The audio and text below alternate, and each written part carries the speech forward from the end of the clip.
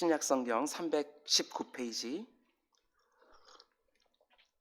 빌립보서 1장 19절에서 26절까지. 빌립보서 1장 19절에서 26절까지 말씀을 우리 한 절씩 우리 교독하겠습니다. 이것이 너희의 간구와 예수 그리스도의 성령의 도우심으로 나를 구원에 이르게 할 줄 아는 거로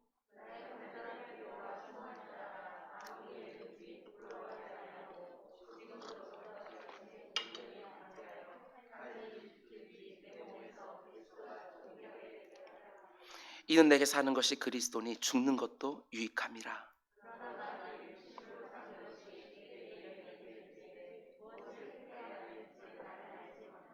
내가 그 둘 사이에 끼었으니 차라리 세상을 떠나서 그리스도와 함께 있는 것이 훨씬 더 좋은 일이라 그렇게 하고 싶으나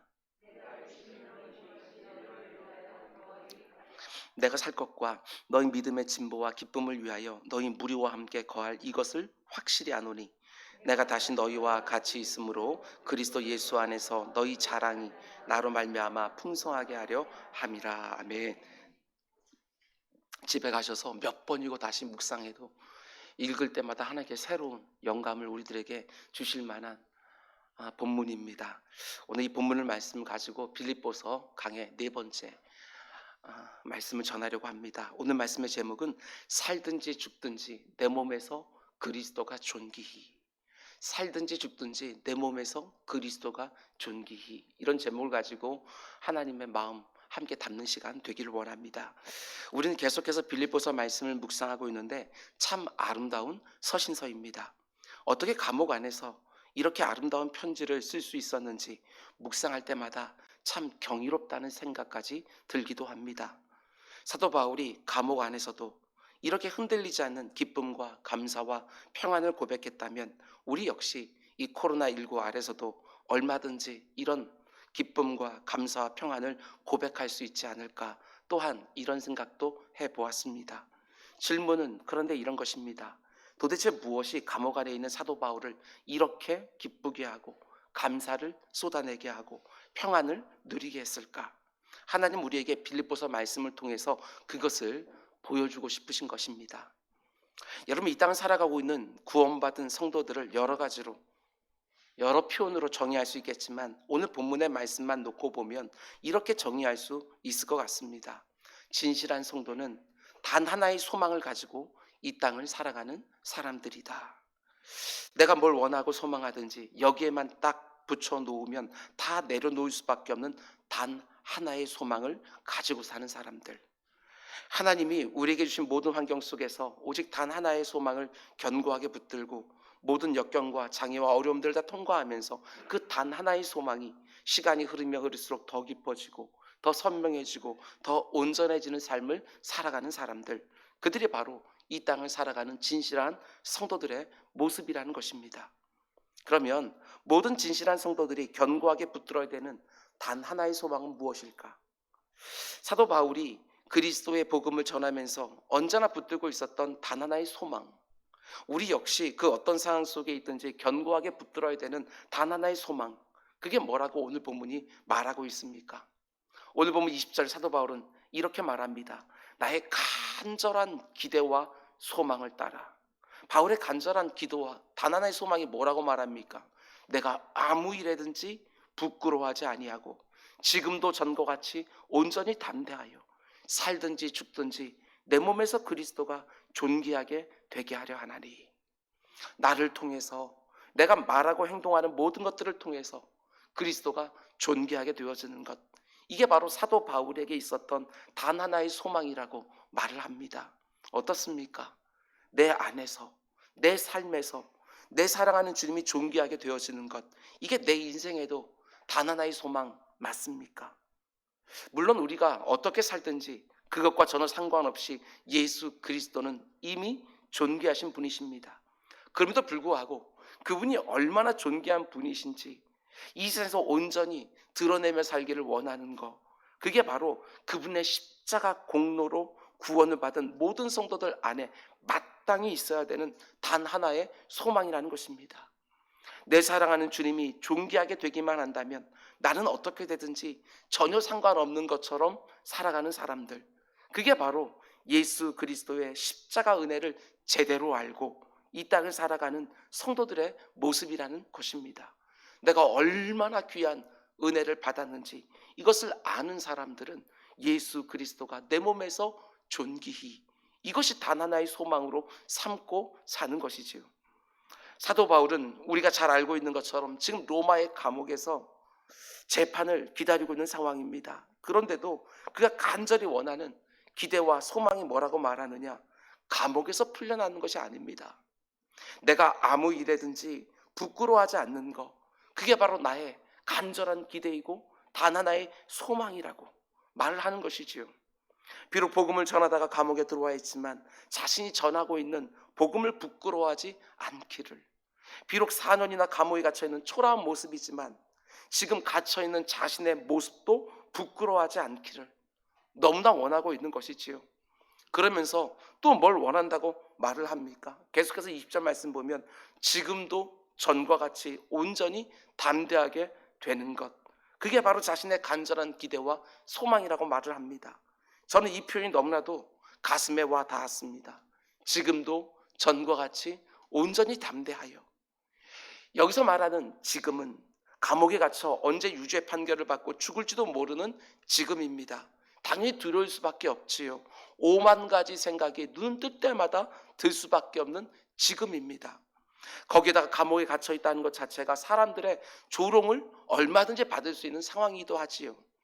바울을 재판하는 위정자들이나 감옥을 지키는 보초들이나 심지어 다른 죄수들까지 얼마든지 이렇게 말했을 것입니다. 네가 전하는 그리스도가 정말 살아계신 하나님, 전능하신 하나님, 전지하신 하나님이 맞느냐? 네가 전하는 그리스도가 정말 살아있다면 왜 너를 찾아오지 않느냐?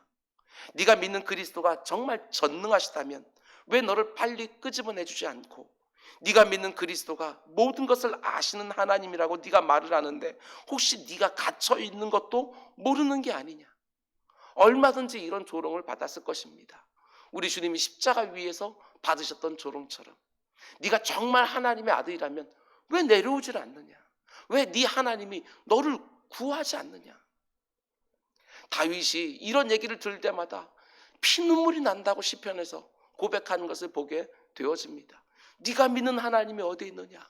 고난당하고 있을 때 이런 얘기 들으면 모든 것들이 다 뒤집어지는 것 같은 아픔이 있는 것이 사실입니다. 분명히 사도 바울을 향해서도 온갖 말로 사람들은 조롱했을 것입니다. 바울이 결코 담대하게 그리스도를 전할 수 있는 상황도 되지 아니하고 그들의 눈에 비치는 자신의 모습 너무나도 초라하기 짝이 없습니다. 그게 바로 사도 바울이 말하는 지금이지요. 그러면 여기서 말하는 전이라는 것은 또 어떤 상황을 말하는 것입니까? 당연히 감옥에 갇히기 전을 말하는 것입니다. 자신이 가는 곳마다 하나님의 온갖 능력과 영광이 드러나서 그리스도의 복음을 전할 때마다 수많은 사람들이 회개하면서 주님께로 돌아오고, 자신이 기도할 때 병자들이 낫고 심지어 죽었던 사람도 다시 살아나고 수많은 사람들에게 둘러싸여 예수 그리스도의 존귀와 영광을 드러내던 그때를 말하는 것입니다. 그러면 그때는 사도 바울이 주로 어떤 소리를 사람들에게 들었겠습니까? 네가 전하는 그리스도가 정말 살아계시고 전능하시고 전지하신 하나님 맞구나, 이런 소리를 늘 들었을 것입니다. 당연히 그때는 복음이 자랑스럽습니다. 부끄럽지 않지요. 당연히 그때는 아주 담대하게 그리스도의 복음을 전할 수 있었을 것입니다. 그게 바로 여기서 말하는 전이지요. 전과 지금이 너무나 다릅니다. 그런데 바울이 뭐라고 고백합니까? 나의 간절한 기대와 소망이 있는데 그것은 지금도 전과 같이 온전히 담대해지는 것, 그게 나의 기대와 소망이라고 말을 합니다. 저는 이 고백이 얼마나 은혜가 되고 도전이 되는지 모르겠습니다. 사도 바울이 지금도 전과 같이 온전히 담대하기를 너무나 원하고 있는 것이지요. 뒤집어서 말하면 그게 잘 안 되니까 이게 나의 기대라고, 이게 나의 소망이라고 말하는 것 아니겠습니까? 자기의 의지와 결심과는 상관없이 자꾸 움츠러들고 눌리니까 온전히 담대해지기를 간절히 원하는 게 아니겠냐는 것이지요. 지금 우리의 상황에 빗대서 말하면 이런 거 아니겠습니까? 내가 지금 코로나19 때문에 계속해서 마음이 약해지지만 지금도 전과 같이 온전히 담대해지기를, 내가 지금 심각한 병에 걸려 있지만 지금도 전에 건강할 때와 같이 온전히 담대해지기를, 내가 경영하는 사업장에 지금 엄청난 자금 압박을 받고 있지만 지금도 전에 많은 수익이 있을 때와 같이 온전히 담대해지기를, 내가 지금 하는 일마다 어그러지는 것처럼 보여지고 있지만 지금도 전에 하는 일마다 잘 되는 때와 같이 온전히 담대해지기를, 이런 의미지요. 사도 바울은 이렇게 자신의 간절한 기대와 소망을 말합니다. 지금도 전과 같이 똑같은 담대한 모습으로 내가 살든지 죽든지 내 몸에서 그리스도가 존귀되기를 정말 원합니다. 정말 그렇게 되기를 원합니다. 내가 살든지 죽든지 그건 전혀 문제가 안 됩니다. 그러나 혹시라도 지금 이 상황 가운데 내가 부끄러운 모습을 보여서 내 사랑하는 주님의 존귀함에, 내가 증거하는 복음의 그 영광스러움에 조금이라도 손상이 될까 봐 크게 두려운 거예요. 이 마음이 좀 느껴지십니까? 나는 어떻습니까? 누군가가 나에게 이렇게 물으면 어떻게 대답하시겠습니까? 당신이 정말 이루어지기 원하는 소망 단 한 가지만 말한다면 그게 무엇입니까? 당신이 어떻게 되든지 이거 하나만큼은 꼭 이루어졌으면 하는 단 하나의 소망이 있다면 그게 무엇입니까? 사도 바울은 아주 분명하게 말합니다. 오직 내 사랑하는 주님만 존귀될 수 있다면 저는 더 이상 바랄 것이 없습니다. 나를 통해서 예수님만 높여지고 예수님만 드러날 수 있다면 나는 어떻게 되든지 상관이 없고, 예수님만 기뻐하시면 나는 살아도 좋고 죽어도 좋고, 그 어떤 대가를 지불해도 좋고, 그 어떤 조롱이나 비난이나 수치를 당해도 좋고, 예수님이 싫어하시면 그게 얼마나 나를 기쁘게 하든지 무엇인지 당장 그만두고, 이게 바로 사도 바울 안에 있었던 단 하나의 소망이라고 말하는 것이지요. 저도 정말 이렇게 살았으면 좋겠습니다. 여러분, 그런데 이런 질문이 생깁니다. 어떻게 이럴 수 있을까? 사도 바울도 우리와 성정이 똑같은 사람인데 그런 상황 가운데 있으면서 어떻게 이런 고백을 쏟아낼 수 있을까? 사도 바울이니까 그렇게 할 수 있었겠지 이러고 넘어가면 우리는 아무런 은혜가 없습니다. 지금 감옥에 갇혀 있는 상황인데 내일 어떻게 될지 전혀 모르는 상황인데 어떻게 하나님을 향하여 조금의 서운함과 불평과 원망도 없이, 얼마든지 그렇게 할 수 있을 것 같은데 그런 것 하나 없이 내가 가진 간절한 기대와 단 하나의 소망은 지금도 전과 같이 온전히 담대하여 내 사랑하는 그리스도만 존귀하게 되었으면 나는 살든지 죽든지 아무 상관없다고 말할 수 있냐는 거예요. 아니, 어떻게 그런 상황 속에 있으면서도 기쁨을 말하고 감사를 말하고 평안을 말할 수 있냐는 것이지요. 바울의 성격이 그 누구보다도 강직하고 견고하고 그의 기질이 특별해서 이럴 수 있는 것이냐? 바울이 많은 기적도 행하고 많은 간증들이 있기 때문에 지금 이렇게 말할 수 있는 것이냐? 그게 아니라는 것입니다. 이 고백 안에서 우리가 절대로 놓치지 말아야 되는 것이 있습니다. 그게 뭐냐 하면 다시 한번 20절 말씀을 보시기 바랍니다. 나의 간절한 기대와 소망을 따라 아무 일에든지 부끄러워하지 아니하고, 여기서 부끄러워하지 아니하고 이 표현을 헬라어 원어로 보게 되어지면 이게 놀라워요. 수동태로 되어 있다는 거. 이게 핵심이에요. 수동태로 되어 있다는 거. 능동태가 아닙니다.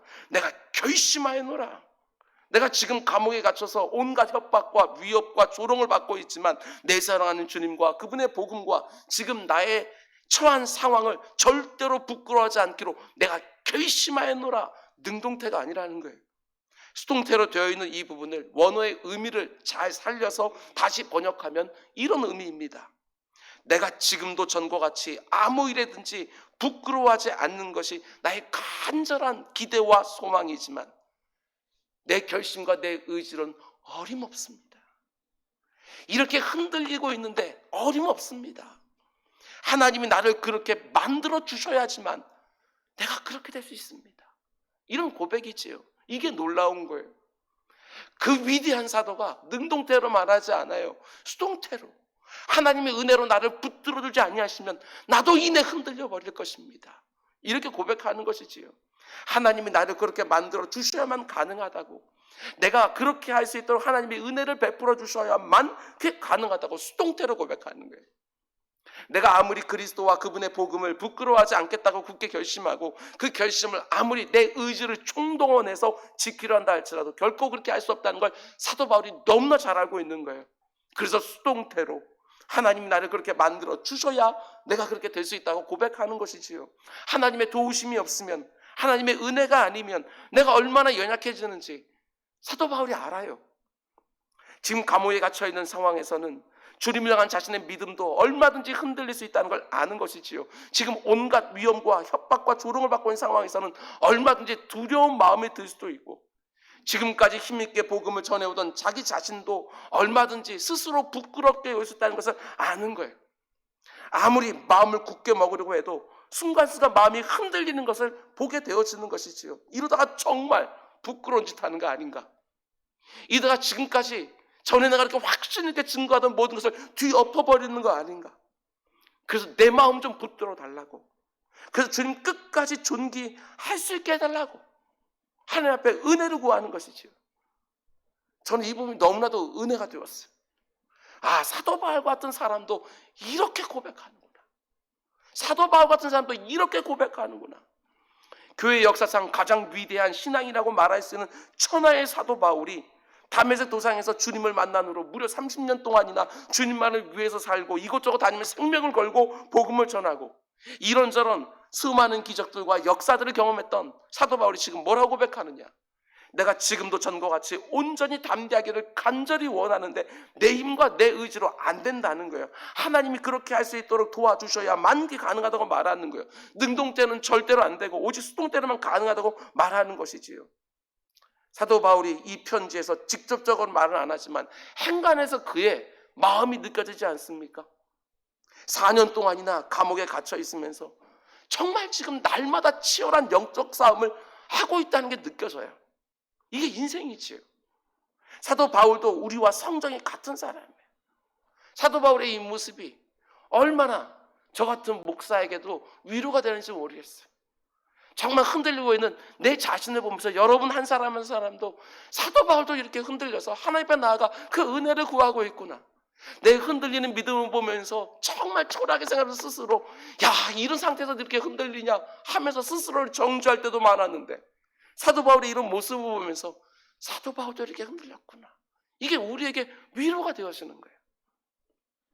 그런가 하면 20절 나오는 두 번째 동사도 마찬가지.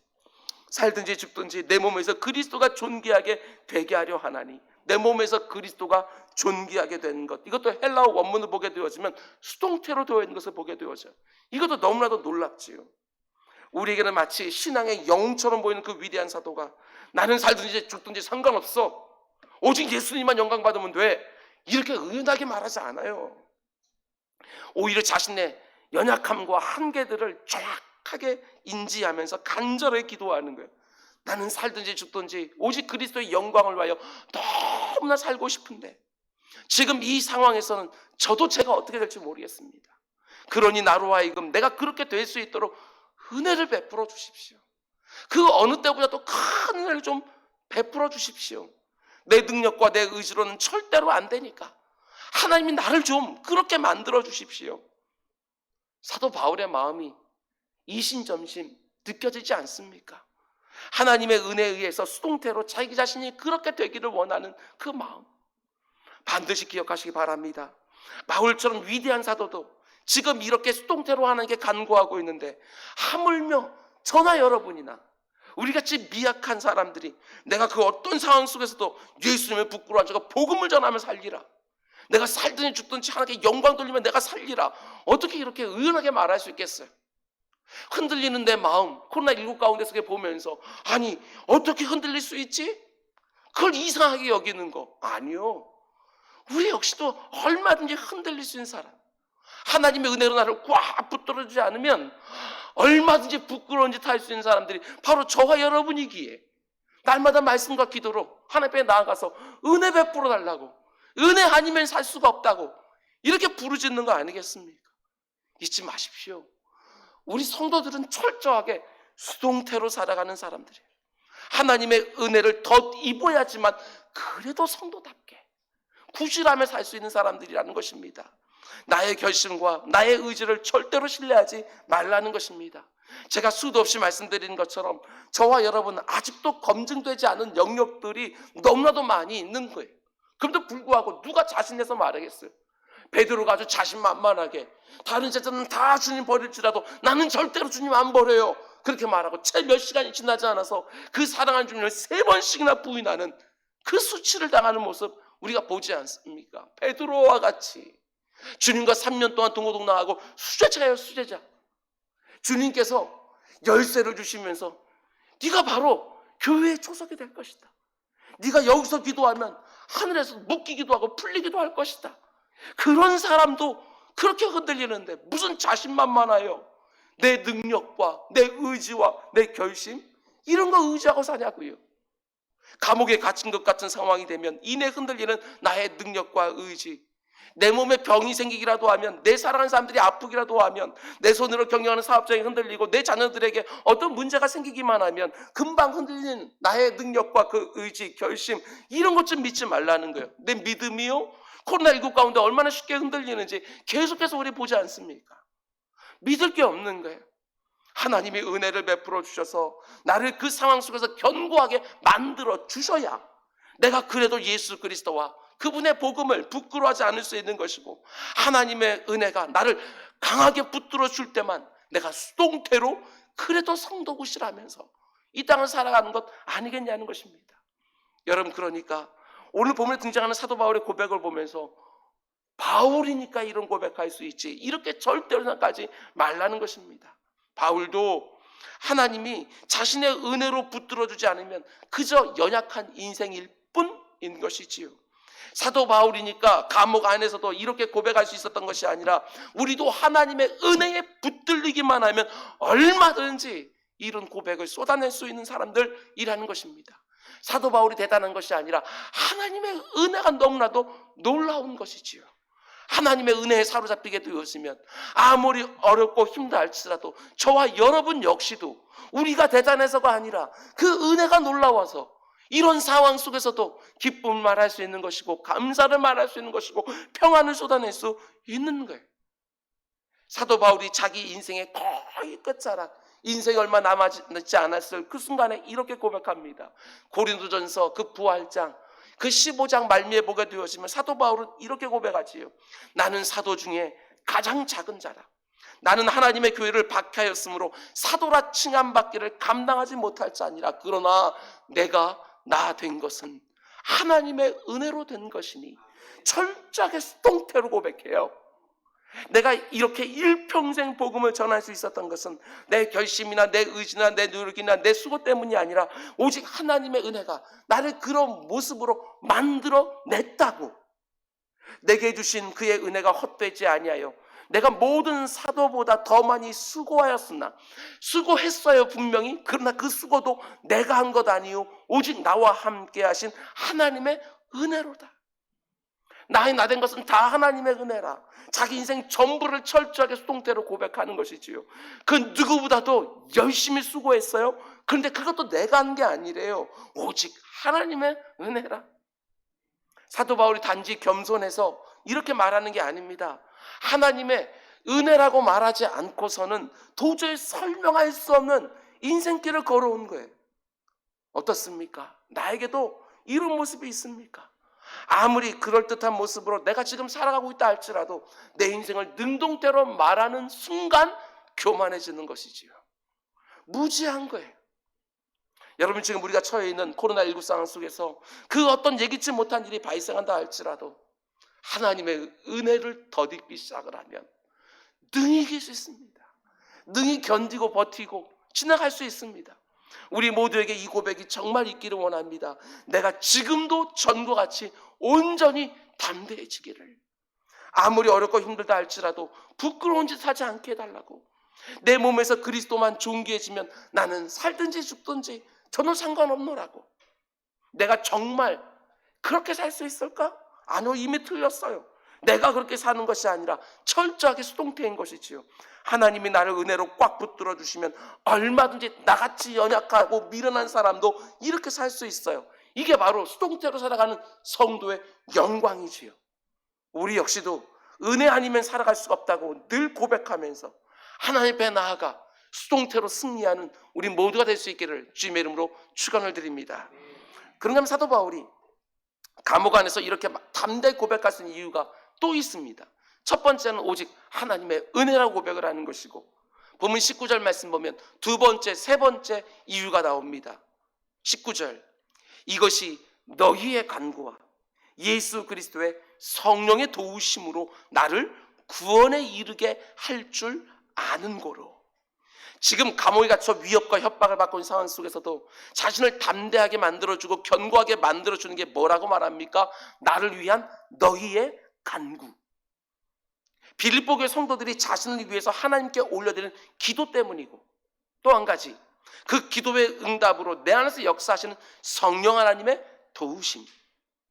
자신을 위해 드리는 빌립보 교회 성도들의 중보기도와 내 안에서 역사하시는 성령 하나님의 도우심이 지금 나를 이렇게 담대하게 만들어주고 있다고 고백하는 것이지요. 그러니까 이것도 철저하게 수동태예요. 내 결심이나 내 의지 때문이 아니라 너희들의 기도가 응답되었고 내 안에서 역사하시는 성령 하나님의 도우심이 나를 이렇게 만들고 있노라고. 지금 내가 감옥 안에서도 기쁨을 말하고 감사를 말하고 평안을 말하고 지금도 전과 같이 온전히 담대하게 죽든지 살든지 내 몸에서 그리스도가 존귀되기를 원할 수 있는 것은 내가 대단해서가 아니라 내 결심이나 내 의지나 내 믿음이 탁월해서가 아니라 너희들의 간구 때문이고 성령 하나님의 도우심 때문이라고 지금 내가 이렇게 견디고 버티고 이겨낼 수 있다고 고백하는 것이지요.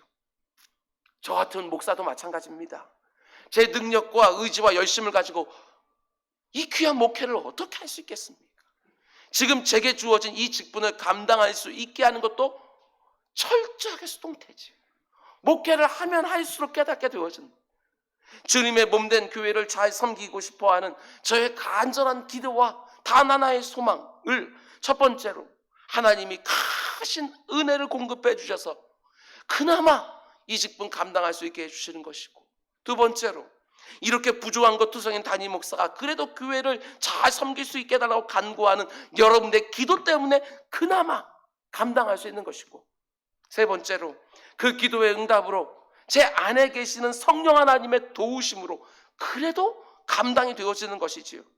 담임 목사라는 직분도 철저하게 수동태로만 감당이 되는 것이고, 내 능력이나 내 의지나 내 결심이나 내게 있는 다른 사람보다 뭔가 괜찮아 보이는 뭔가를 붙들고 목회하는 그 순간부터 교만해지지요. 그때부터 넘어지기 시작하는 거예요.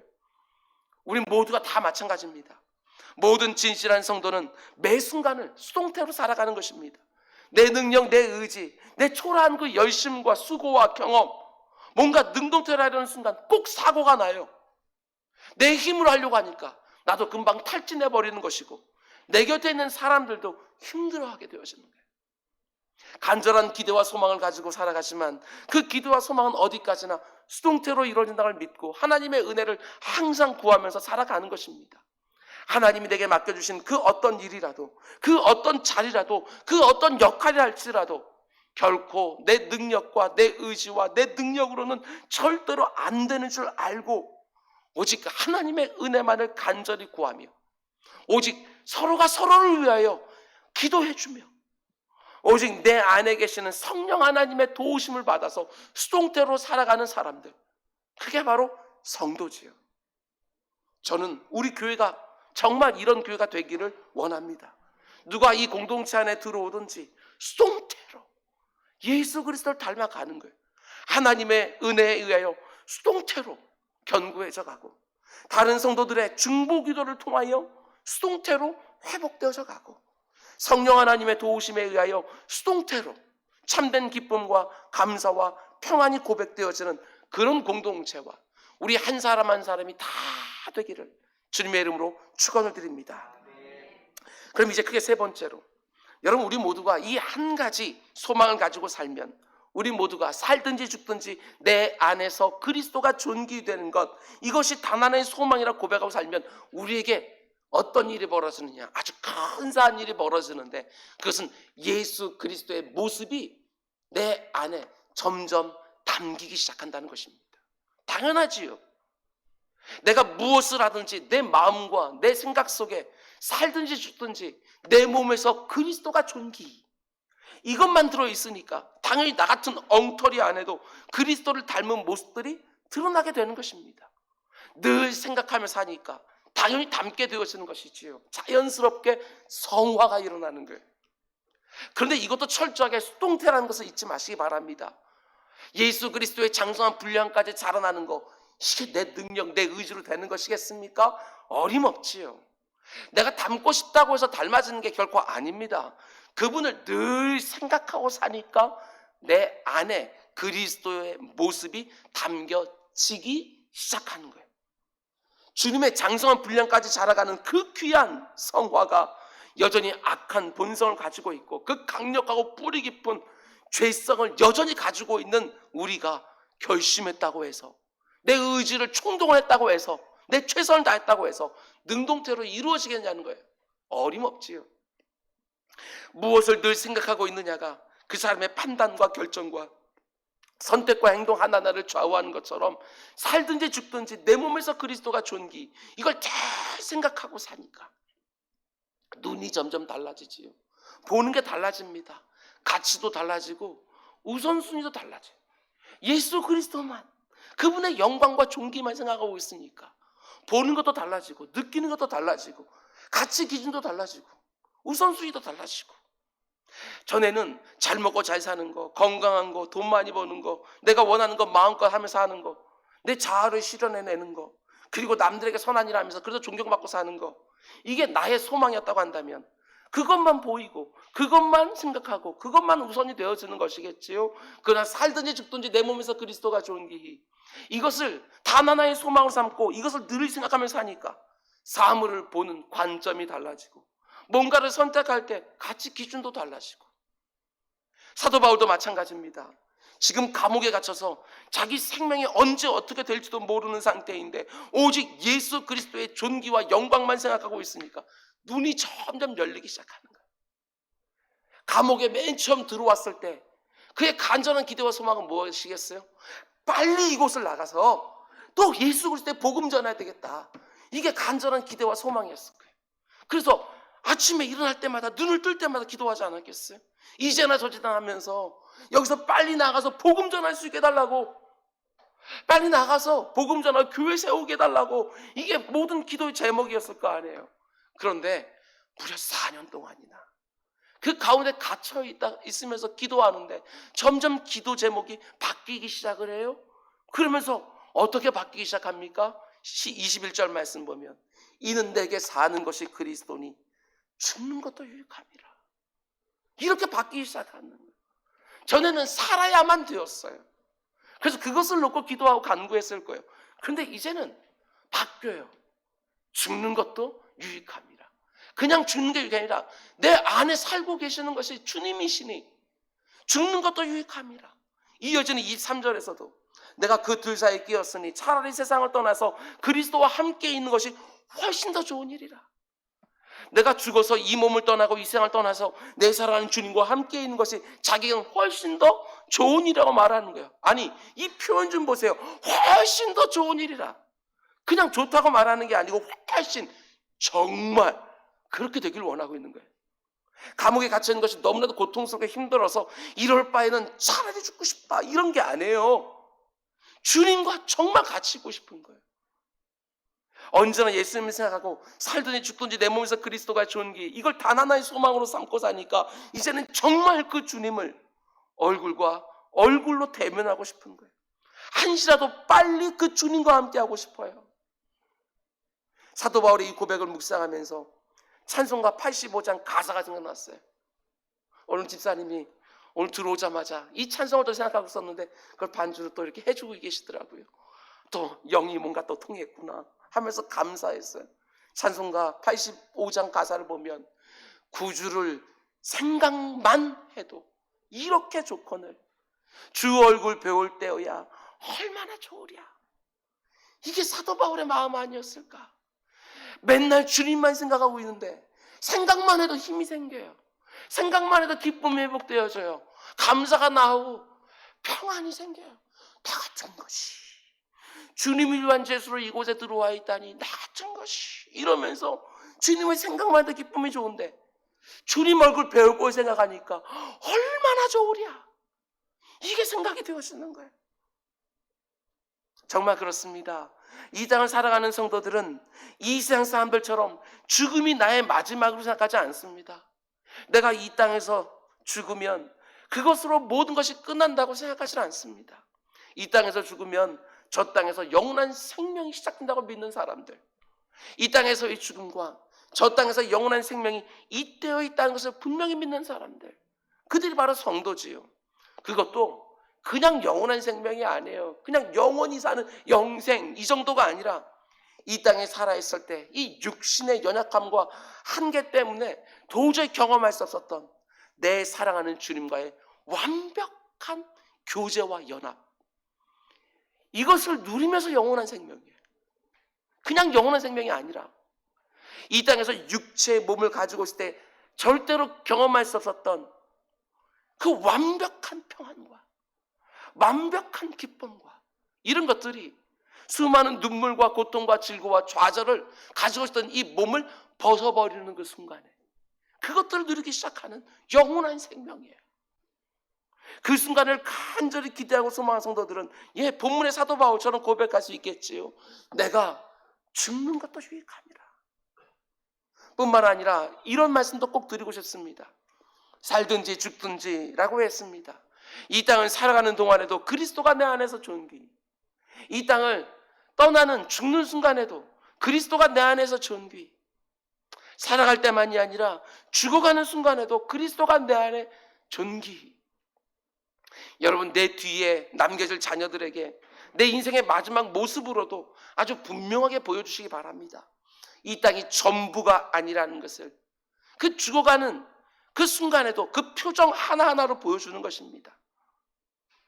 죽음으로 모든 것이 다 끝나는 것이 아니라 또 다른 시작이 있다는 것을 소망이 가득한 모습으로 보여주는 것이지요.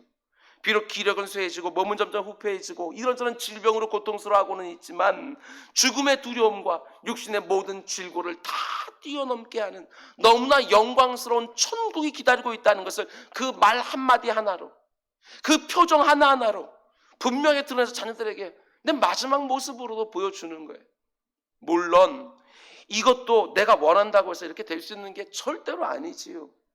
심각한 질병으로 인생의 모든 존귀함을 잃어버린 상황이 얼마든지 올 수도 있고, 내 의지와는 상관없이 정신이 흐릿해져서 원하지 않는 말을 쏟아내고 원하지 않는 행동을 하기도 하고, 내가 간절히 기대하고 소망하는 것은 내가 죽어가는 그 모습으로도 그리스도가 내 몸에서 존귀, 이걸 자녀들에게 보여주고 싶은데 그게 불가능한 상황이 얼마든지 올 수도 있는 거지요.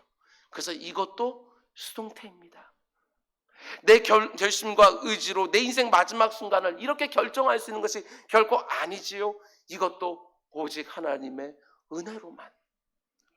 일평생 함께 신앙생활 했던 다른 성도들의 서로를 위한 간구와 내 사랑하는 자녀들의 간절한 기도와 성령 하나님의 도우심으로 죽어가는 내 모습조차도 내 몸에서 그리스도가 존귀히, 이게 가능해지는 것이지요.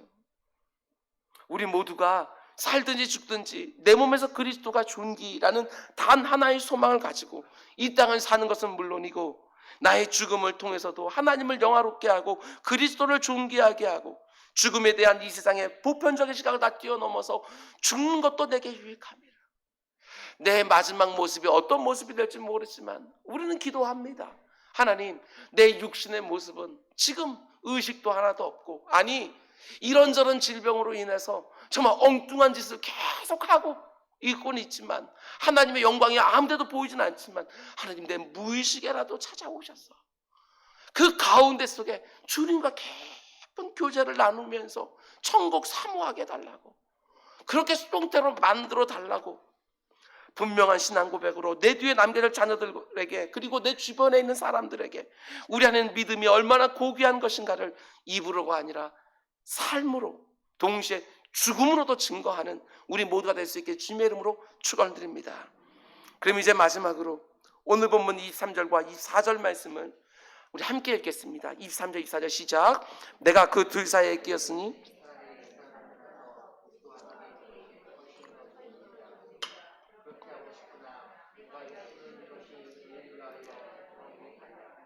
여기 보면 내가 그 둘 사이에 끼었다고 말합니다. 무엇과 무엇 사이에 끼어 있는 것이지요. 하나는 내가 지금 죽어서 차라리 이 세상을 떠나 그리스도와 함께 있는 것, 자기가 죽는 것을 말하는 것이고, 또 하나는 내가 육신으로 있는 것이 너희를 위하여 더 유익하리라, 제가 사는 것을 말하는 것이지요.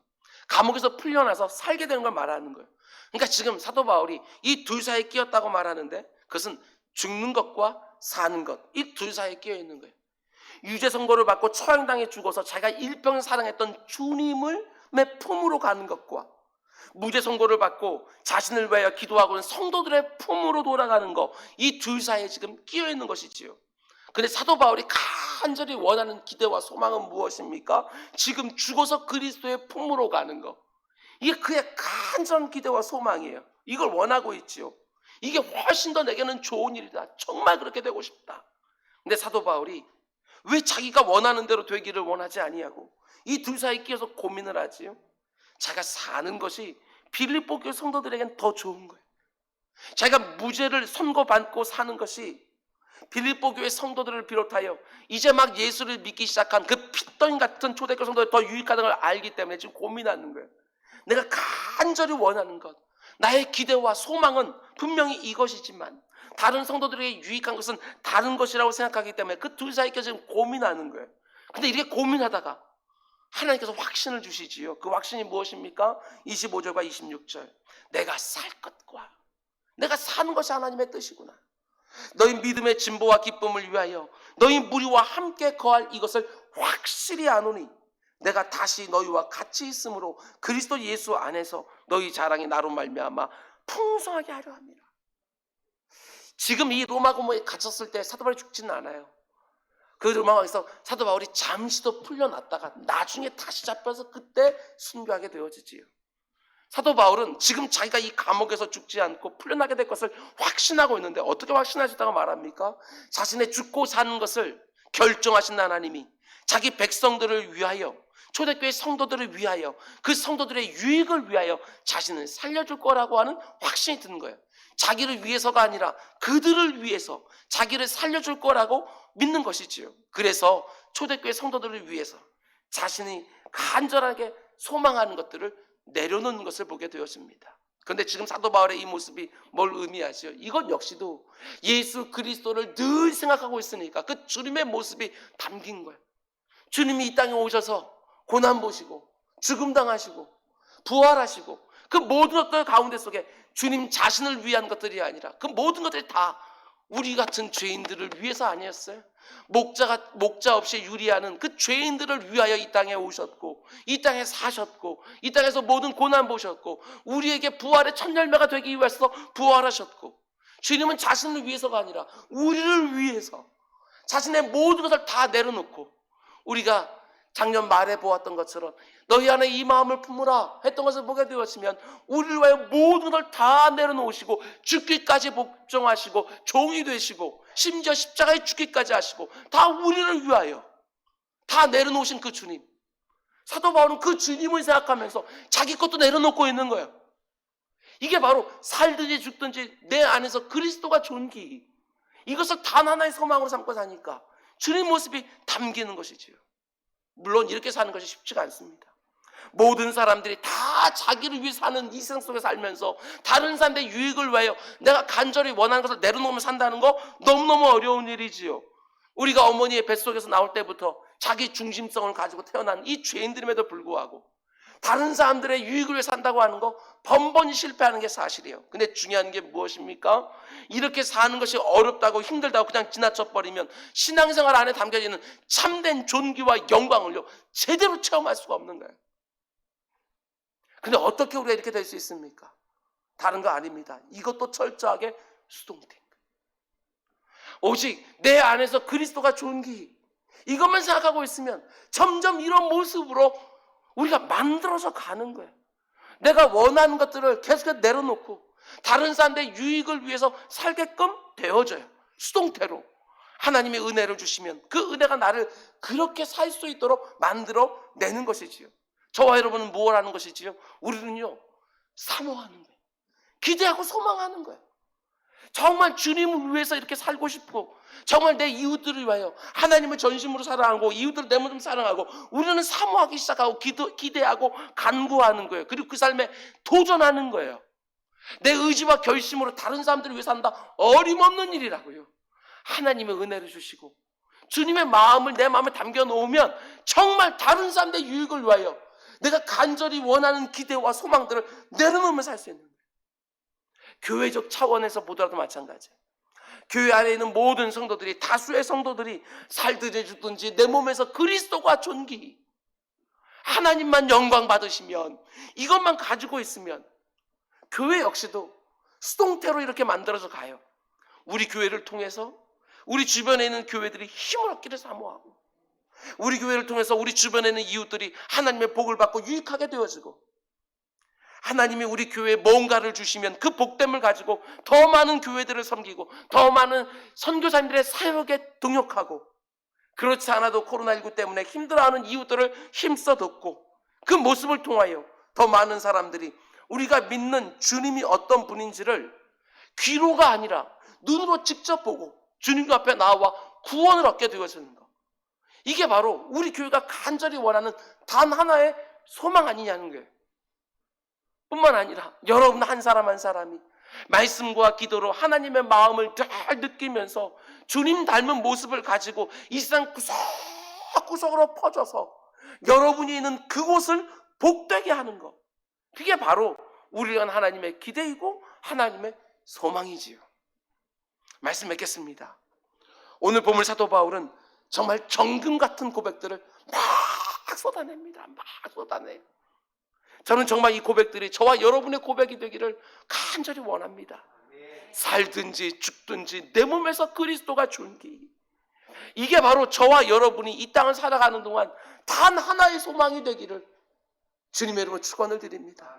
아무 일에든지 부끄러워하지 아니하고, 그 누구 앞에서도 그 어떤 상황 속에 있다 할지라도 예수 그리스도와 복음을 부끄러워하지 않기를 원하고, 지금 내 모습이 아무리 초라해 보인다 할지라도 그걸 부끄럽게 여기지 아니하고, 이렇게 연약하고 초라한 질그릇이지만, 이렇게 깨지기 쉬운 못생긴 질그릇이지만 그 안에 온 우주 만물도 담을 수 없는 예수 그리스도 보물 담겨 있는 줄 알고, 사도 바울은 또 이렇게 고백합니다. 지금도 전과 같이 온전히 담대하여 살든지 죽든지 이미 내게 영원한 복락이 기다리고 있는 줄 믿고 견고하게 살아가는 것이지요. 지금 내 삶의 형편이 전과 많이 달라졌다고 해도 나와 함께 하신 주님을 생각하면서 지금도 전과 같이 온전히 담대하게 살아가는 것, 죽는 것도 내게 유익합니다. 이 땅을 살아갈 때도 내 몸에서 그리스도가 존귀, 그러나 이 땅을 떠나가는 그 마지막 모습도 내 몸에서 그리스도가 존귀, 그런 상황이 만들어지게 하도록 계속해서 기도하는 것이지요.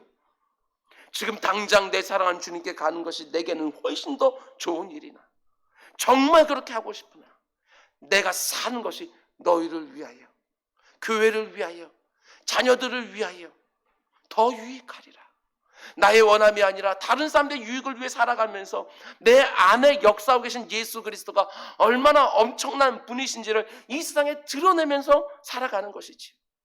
여러분, 수동태로 산다는 게 뭔지 더 많이 경험하며 살기를 원합니다. 내 힘과 내 의지와 내 노력과 내 최선으로 하나님이 내게 주신 이 귀한 생이 사라지는 것이 절대로 아닙니다.